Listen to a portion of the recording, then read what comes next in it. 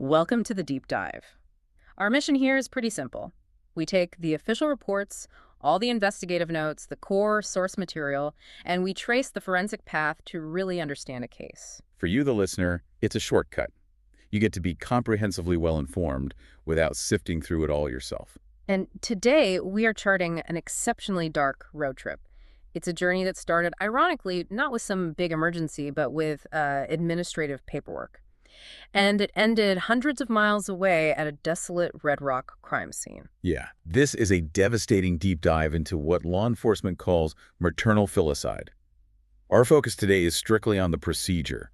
How do investigators piece together what you could call a phantom itinerary? A phantom itinerary. Yeah, suspects' movements that were, meticulously designed to leave no trace. We're going to analyze the cross-state cooperation, the sheer scale of the digital manhunt, and ultimately how one tiny piece of physical evidence, a single spent shell casing, managed to defeat all of the suspects' sophisticated efforts to hide. The source material lays out this chilling timeline for Ashlee Buzzard and her 9-year-old daughter, Melodee. We have, like you said, the mundane bureaucratic trigger, then the discovery of this bizarre, calculated disguise, the digital trail that just vanishes, and then, of course, the legal aftermath. The thing that stands out right away and what really defines this case is the core paradox of the suspect's behavior. Ashlee Buzzard operated with what the sheriff later called criminal sophistication. Right. She used wigs, she swapped license plates, she used anti-surveillance driving tactics, all to cover her digital and physical tracks. And she did it brilliantly. Yeah. But she made one simple physical mistake. Despite all that meticulous planning to create this ghost itinerary, she left behind a single immutable piece of forensic evidence. That small piece of brass acted as an irrefutable, silent witness, basically screaming the truth across 700 miles. And that's the ultimate investigative challenge, right? Finding that truth hidden under so many layers of calculated deceit. Okay, let's unpack this from the very beginning, because the start of this investigation is just so unusual. It didn't start with a desperate parent or a neighbor calling 911 or a standard kidnapping report. It started with a checklist. It's a fascinating look into the unexpected ways investigations can kick off. The case of Melodee Buzzard, age 9. It formally began on October 14, 2025, not with a crime report, but with a truancy referral from the Lompoc Unified School District in California. That's the bedrock of this whole case. So let's talk about that process. When you say administrative compliance, what was the school actually required to do? Well, it's standard protocol in California, especially for independent study programs. They have to do strict attendance and engagement monitoring. Melodee had been enrolled in an independent study program since August of that year. And crucially, the sources detail that since she enrolled, she had never once collected her assignments. And her mother, Ashlee, she never arranged or attended any of the mandatory check-in meetings with the teacher. So this wasn't just a missed day or two. This was weeks of nothing. Exactly. Weeks of total radio silence. So the school starts its process, automated calls, certified letters, that kind of thing. Then what happened when they tried to reach Ashlee? The signs of avoidance were already there in the paper trail. The calls went straight to a voicemail box that was always full. Which is a huge red flag on its own. It's a subtle digital indicator that someone is deliberately not getting their messages. And the critical school mail, the stuff about mandatory truancy status, it was being physically returned to the school, stamped "Return to Sender." Wow. So that's an active choice. You have to actively refuse or ignore that mail. It's not just carelessness. No, it's a calculated move. Yeah. So when all of that fails, the full voicemail, the return mail, no contact for weeks, the school district is legally obligated to file a report asking for a welfare check. It's mandatory. Mandatory compliance. It's to prevent educational neglect. So the Santa Barbara County Sheriff's deputies get that referral, and they respond to the home on the 500 block of Mars Avenue. And before we go inside that house, I just have to note the irony of the street names there. Lompoc has these whimsical, almost hopeful names: Mars Avenue, Stardust Road, Solar Way. It's almost a cruel twist that this particular street became the center of such darkness. It is. So when the deputies arrived, Ashlee Buzzard, she's 40, she answers the door. The initial conversation would have been completely routine, just checking on Melodee's safety. But when they asked the key question, "Where is your 9-year-old daughter?" the official records state she offered, No verifiable explanation. No verifiable explanation. In police language, that phrase must just set off every alarm bell imaginable. What does that actually mean to an officer on the ground? It's the difference between saying, oh, she's at her grandmother's house in San Diego, which you can check with a phone call, versus just offering vague, shifting, or just non-existent answers. Ashlee Buzzard was evasive. So the house looked fine. Yeah, the house appeared generally maintained, Melodee's room was there, but the child was gone. And the one person legally responsible for her could not or would not provide a simple, verifiable address or contact. To understand the weight of that absence, let's just take a moment to understand Melodee's life. What do the sources tell us about her? The images we have are just heartbreaking. She was a sweet 9-year-old girl described as having this breathtaking cascade of dark ringlet curls and a bright, constant smile. But her life was exceptionally small and insular. It was centered almost entirely on her mother. She had lost her father very early on, right? Yes. Her father, David, he died tragically in a motorcycle accident when Melodee was just 6 months old. That created this profound, very close dynamic between mother and daughter. The paternal grandmother, Lily Beans, she tried to stay in touch, described Melodee as lovable, always smiling. But access had become really difficult. Extended family hadn't seen her in years. Her entire world was basically that house on Mars Avenue with her mother. So back to that welfare check. When a guardian is that uncooperative about a child's location, the mindset for the officers has to shift immediately. Oh, absolutely. The second a guardian is evasive about a child this young, it's no longer just a truancy check. Law enforcement's internal algorithm just instantly flips from maybe she's with a neighbor to this is a potential protective services case, or worse, a potential crime against a child. The dread sets in. They leave that first visit with very strong suspicions. And they come back the very next day, October 15th. They return with a search warrant. And that's the procedural sign that the investigation has totally shifted. They're no longer just searching for Melodee. They're searching for evidence of a crime. They're doing a physical deep dive into the home, looking for anything. And that search, it immediately gives them the first pivotal lead. And it's buried in the paper trail. Correct. The first search didn't find the tiny piece of evidence that would later solve the whole case, but it found financial records. Specifically, detectives found documents showing Ashlee Buzzard had recently rented a car, a white 2024 Chevrolet Malibu. And that car became the focus. The immediate focus. The next step was to go straight to the rental agency and pull every bit of data they had. Okay, let's transition now to that. Section 2, the calculated exit. The CCTV footage from that rental agency dated October 7th. This is the moment the whole investigation pivots from just suspicious behavior to what the sources called a bizarre and calculated performance. It's the moment the mask drops, literally and figuratively, and the true extent of the premeditation is just laid bare. Detectives pulled the security footage from the agency's counter. It showed Ashlee Buzzard picking up the car, but she didn't look like herself at all.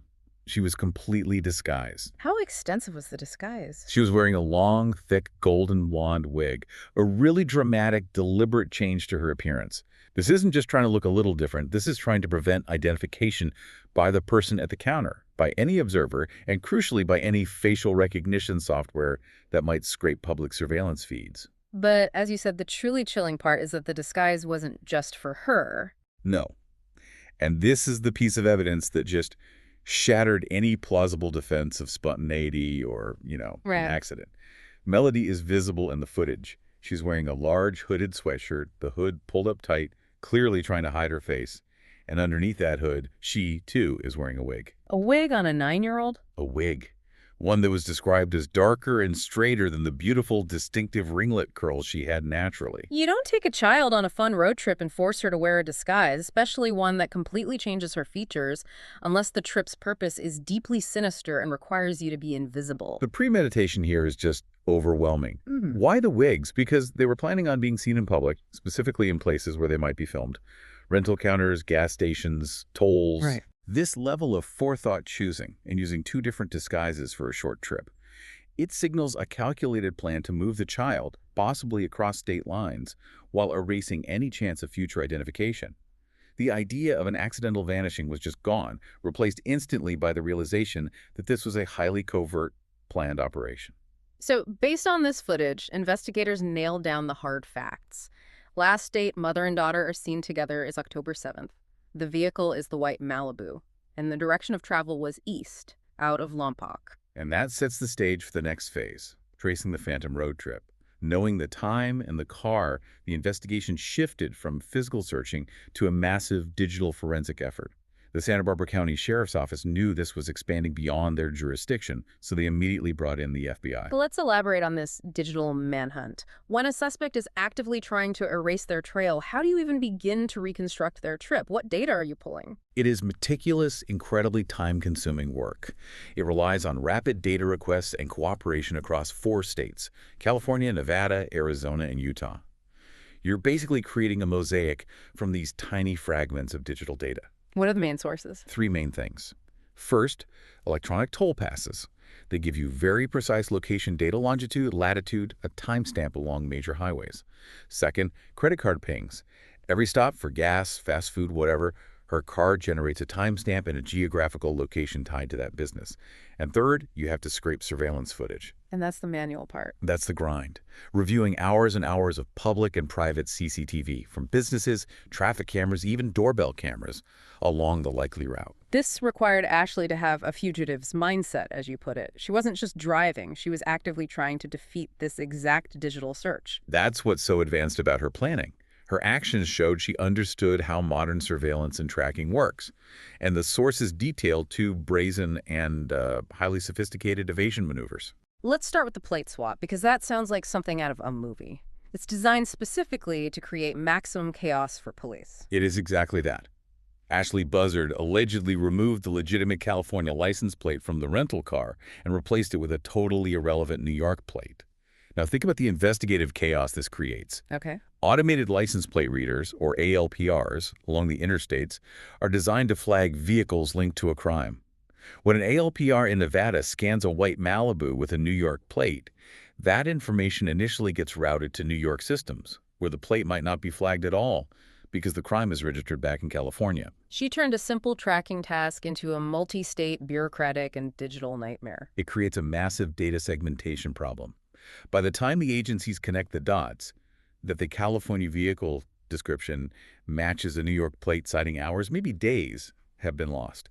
It's a bold attempt to create a needle in a nationwide haystack. And beyond just swapping the plate, her driving tactics themselves suggest she was actively avoiding surveillance. You mentioned she was repeatedly backing into gas stations. This little detail speaks volumes about her mindset.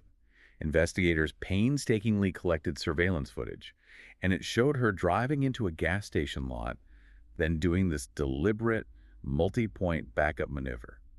The specific purpose is to position the car so the rear license plate, whether it's the real California one or the fake New York one, is hidden from the main high-angle surveillance cameras on the canopy or pumps. She knew where the cameras were and was actively moving to defeat them. This isn't panic. This is someone executing a plan. It reinforces the sheriff's later claim of criminally sophisticated premeditation. The Whigs handled the human facial recognition part, the plate swap handled the long-distance automated tracking, and the driving handled the close-up security footage. She was layering her concealment. So let's trace the route itself based on the fragmented digital trail they pieced together. The trail shows a continuous, rapid movement east, from Lompoc, California, through Nevada, down into Arizona, and finally north into the desolate parts of Utah. The whole journey was somewhere between 700 and 1,000 miles, depending on the exact route. And then we get to the pivotal date, October 9th. This is the moment the investigation narrows from a manhunt to what feels like a homicide inquiry. The timeline of silence is just chilling. They left Lompoc on October 7th. The last confirmed, indisputable sighting of Melodee Buzzard is on surveillance video on the afternoon of October 9th. This footage puts them near the Colorado-Utah border area. Melodee is still seen next to her mother at a gas station, still in a disguise. And then, after that point, Melodee Buzzard simply ceases to exist in the digital world. The silence is absolute. Investigators checked every subsequent credit card ping, every toll pass. There are no fast food purchases for a 9-year-old, no shadow in the background of cameras, no evidence she was still in that white Malibu. a disappearance not into the woods, but into the digital void. And the next confirmed date is October 10th. That's when the silence is broken. But only by Ashlee Buzzard's solo return to Lompoc. She came back alone, just 3 days after leaving. And critically, the white Malibu was returned to the rental agency with its original California plates back on. The New York plate had done its job and vanished. So detectives now have a suspect who spent days preparing a disguise, went on a 1,000-mile round trip, dropped off the map for less than 24 hours in the Utah desert, and came home alone, putting the car back to its original state. The assumption of homicide becomes unavoidable. It's the only logical conclusion. They have the who, the when, and the modus operandi of evasion, but they still don't have the where, the exact scene, or the how, the specific evidence of death. They had to bridge that gap. Before we get to the physical evidence, we have to talk about that strange sidebar incident that happened while the manhunt was still underway. It was legally inconclusive, but it gave investigators a powerful psychological read on the suspect.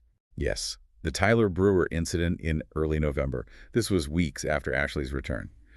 Brewer, who was a legal document assistant, he approached Ashlee at her home, claiming he had information that could help her find Melodee. And what did Brewer claim happened after that?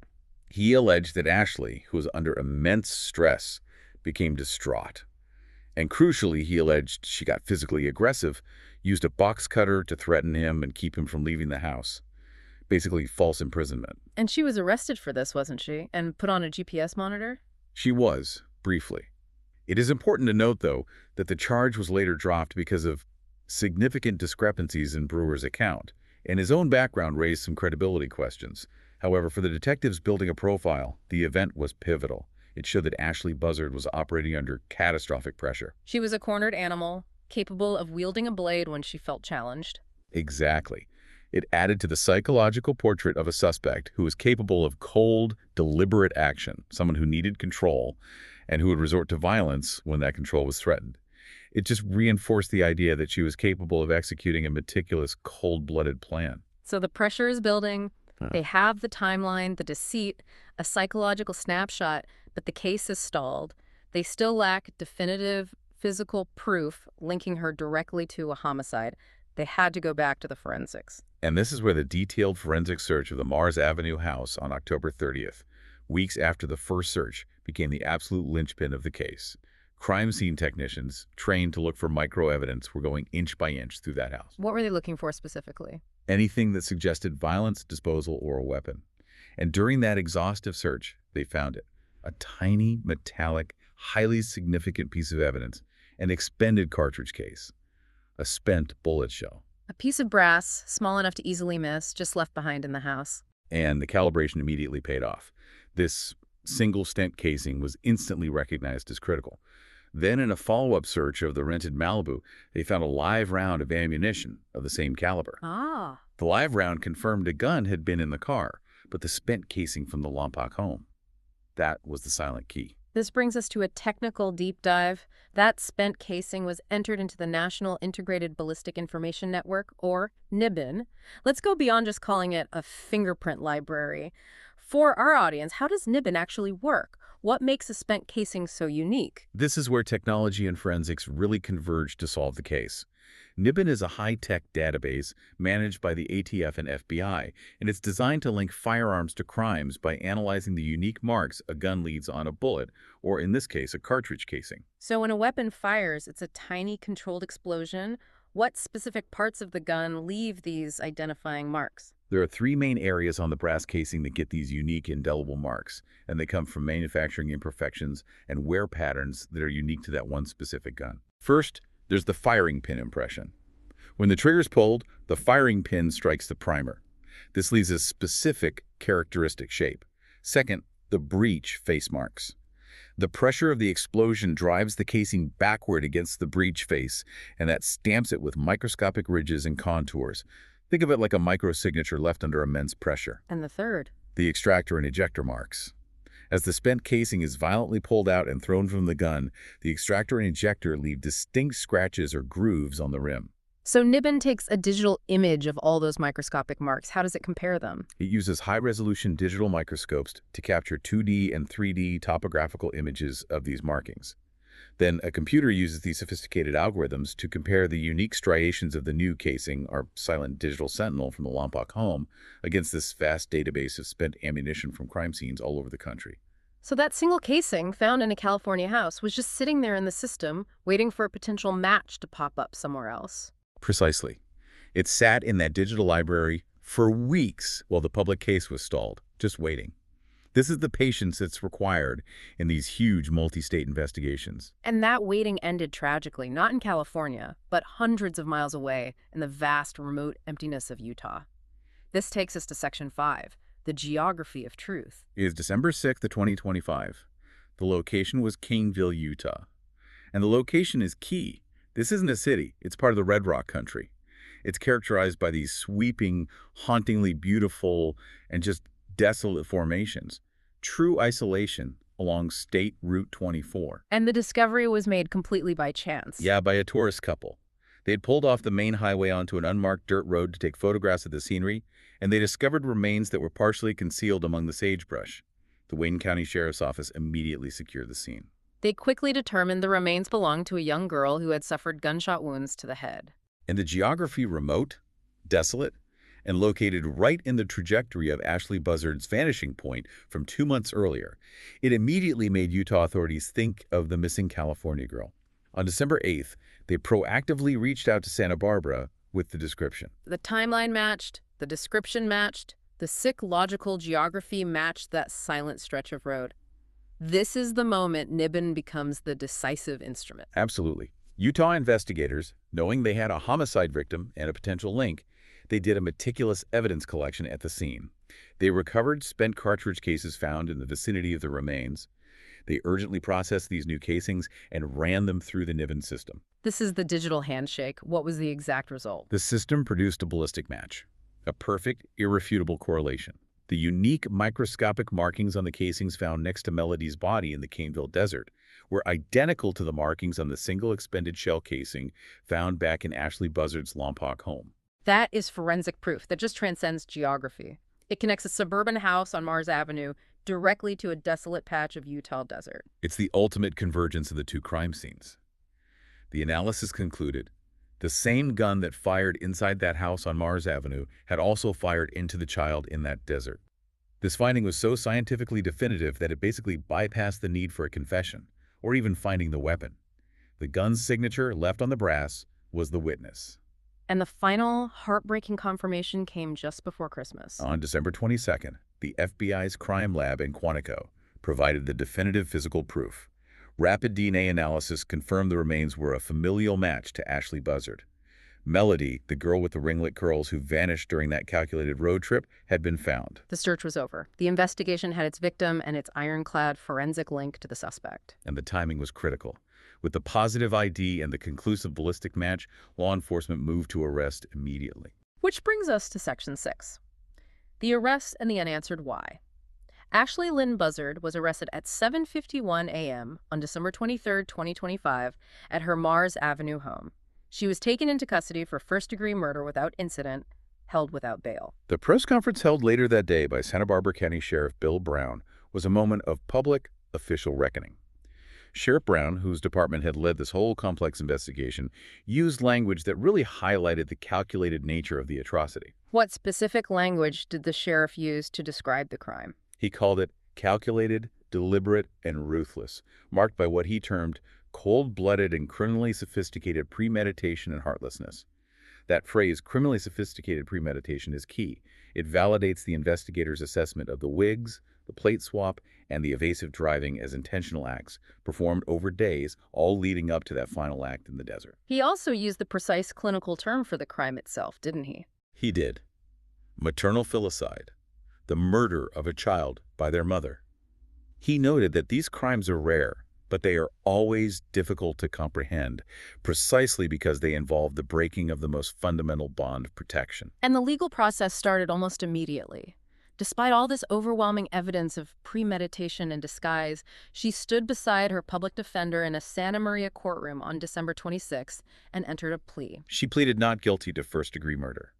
The prosecution, however, immediately signaled the severity of the case by attaching some crucial special allegations that will define the upcoming trial.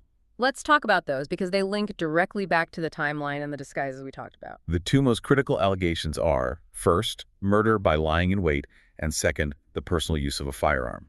The murder by lying in wait allegation is vital. It's a legal term that means the perpetrator concealed their intent and waited for the right moment. It provides the legal framework to argue for that sophisticated premeditation the sheriff mentioned. So the prosecution is basically arguing the entire road trip with the disguises and the evasion was the lying in wait. Exactly.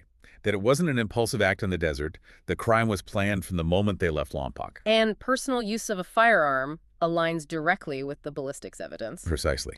These allegations, if they're proven, they elevate the severity of the conviction. Yeah. The prosecution has already stated they'll seek life in prison without the possibility of parole. And amidst all this, the one profound question remains, the one that investigators have admitted they still can't definitively answer. Why? And this is often the most agonizing part of these cases.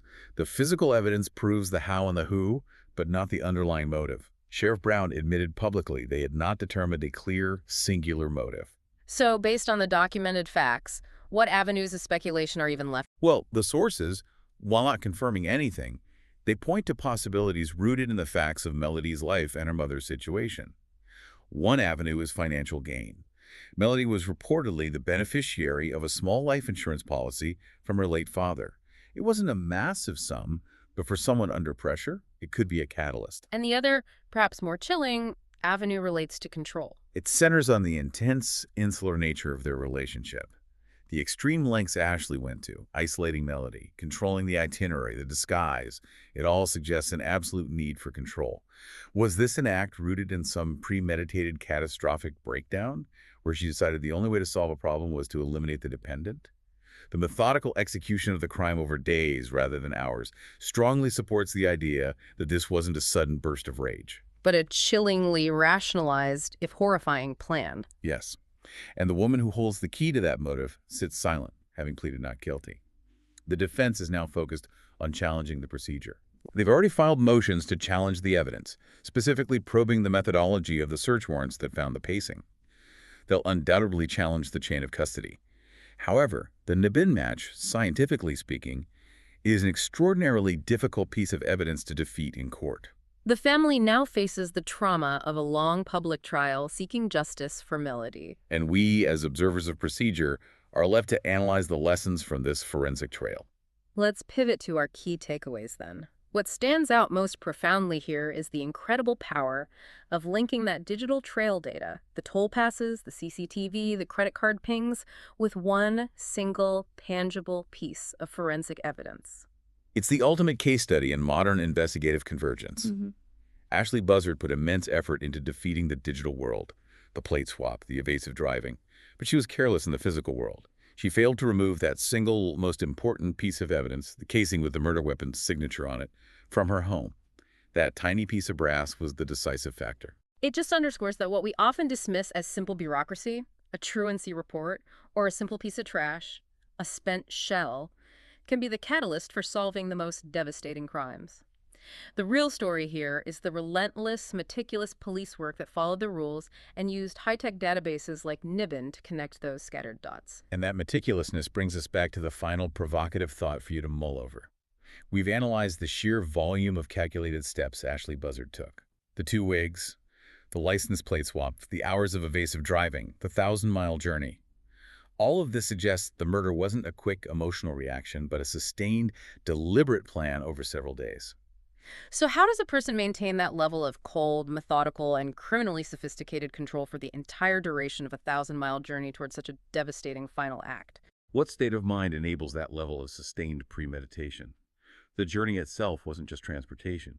It was part of the methodology of the crime, demanding immense focus and control. The terrifying question isn't just if she planned it, but what psychological mechanism allowed her to maintain such calculated, cold-blooded efficiency for days leading up to the act, and then return, alone, to resume her quiet life on Mars Avenue. A thought for you to explore as you process the forensic trail we've traced today.